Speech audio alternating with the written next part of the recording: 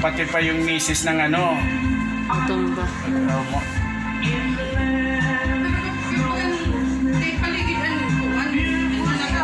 Oo. Tigdaayan niya pagkabing. Sige ha.